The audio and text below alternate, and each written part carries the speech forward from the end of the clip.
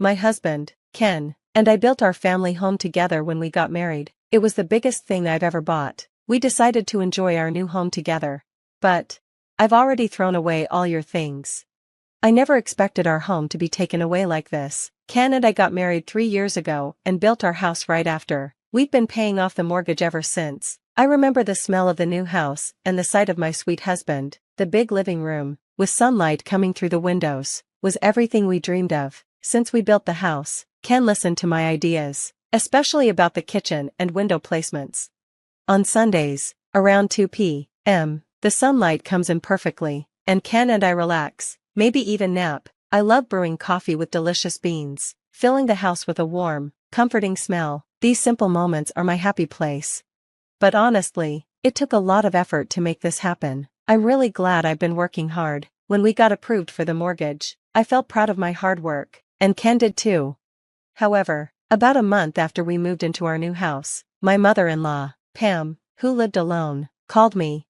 "You and Ken built a house, right? Now that it's done, I'd like to move in with you. If I stay in my old house, I'll get sick." Pam is single and lives on welfare. We weren't very close, so I wasn't happy about her wanting to live with us so soon after our marriage. Ken said, "I know Anna, and I can see how having my mother live with us could be hard. I'll tell her no." "Okay, thank you," I replied.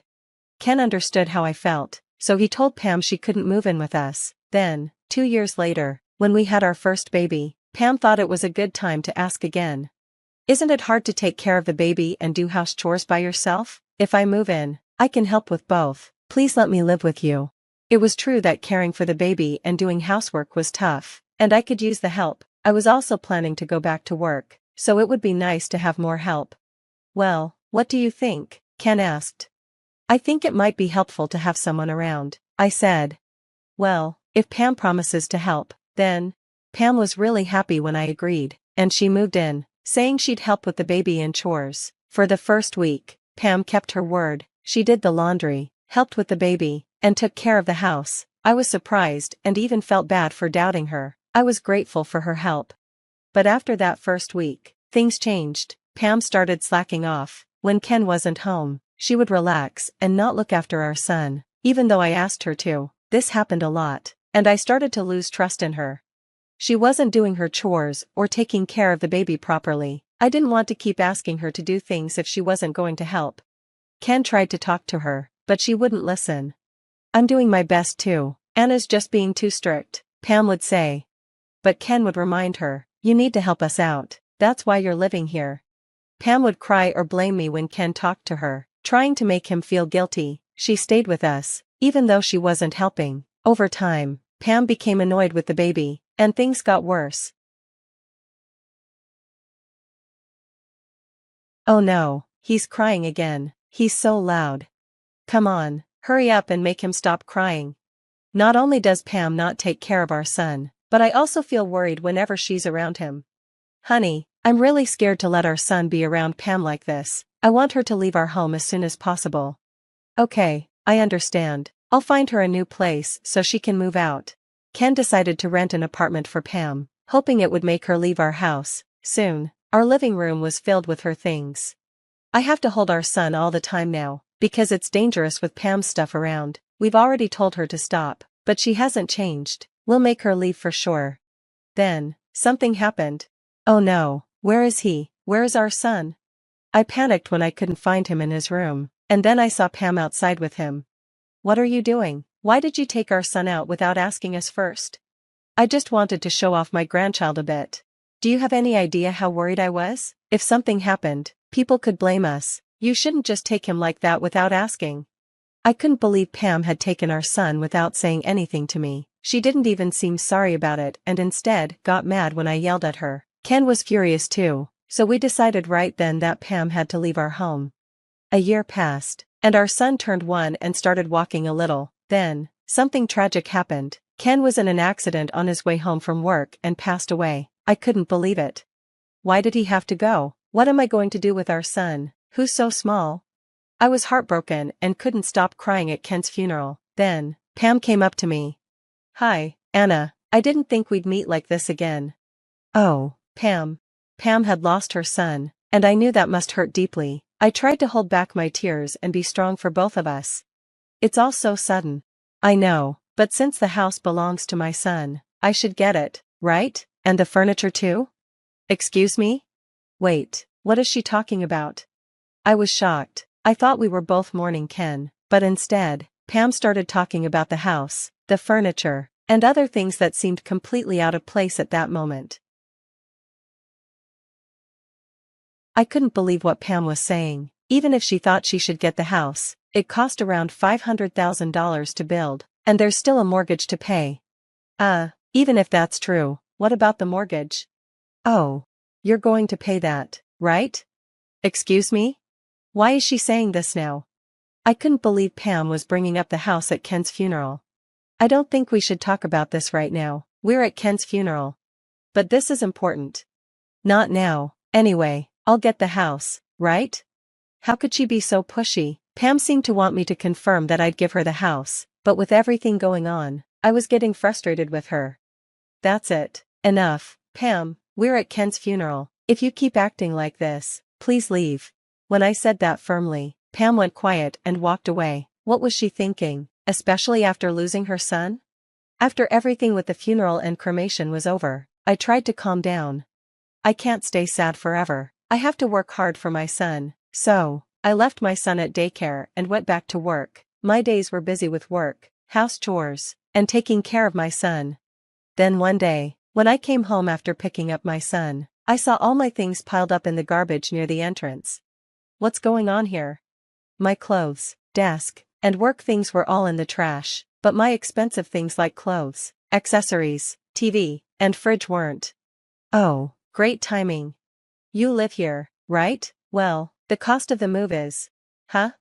The mover explained that Pam had hired him. What is she trying to do? Was Pam in my house? I tried to go inside, but the front door wouldn't open. Did Pam change the locks? Maybe Pam had gotten my house key during all the chaos after Ken's death. I called Pam immediately. What's going on, Pam? Why did you come into my house without permission and throw out my things? What's wrong with me taking my own son's stuff? You're not family anymore, so get out. I'm sorry, what? Ken's not here anymore, so you're not family. Get out before I report you for trespassing.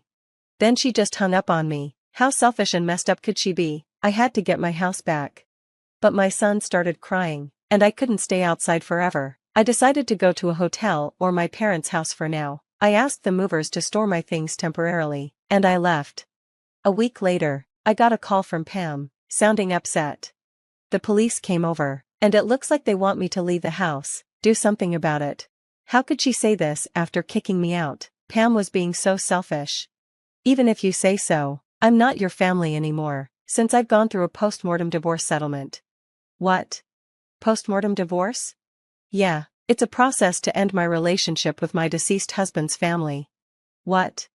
Since I'm still Ken's spouse, I'll inherit the house, but I've cut ties with you, and I don't have to let you live in my house or support you. Huh? You know I have nothing, and you're kicking me out? Yes, I did what you wanted. I'm not your family anymore. But I took care of your grandchild. You're so ungrateful, cold, and strict. Pam didn't seem to understand what she was doing wrong and just got angry instead. Pam's actions didn't surprise me at all. She didn't help take care of my son, so I didn't owe her anything.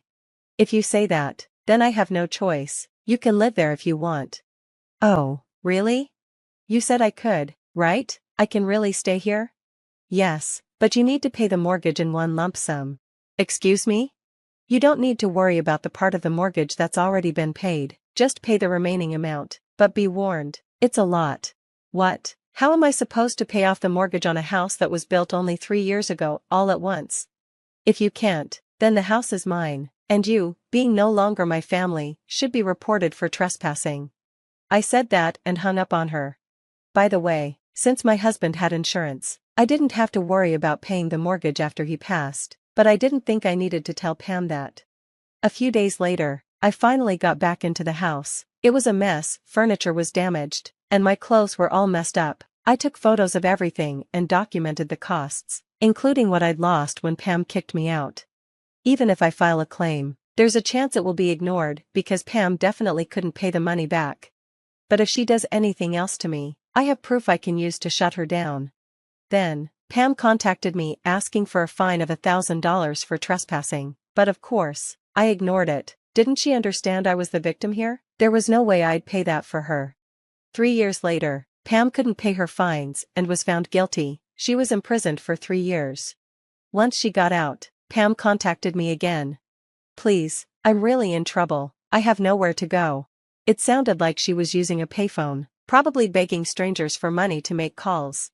Her apartment, my husband had rented it for her when she had to leave, had been shut down. The house Ken and I built together had already been sold. I was worried about Pam coming back, but honestly, she got what she deserved. I wasn't responsible for her anymore. So, I told her to stop bothering me and to live her life on her own. After I hung up, she never contacted me again. That was the end of Pam. She never wanted to live on her own, but I'm determined to raise my son to be strong and independent, unlike her. As I thought about it, I placed my hand on a photo of Ken and my son.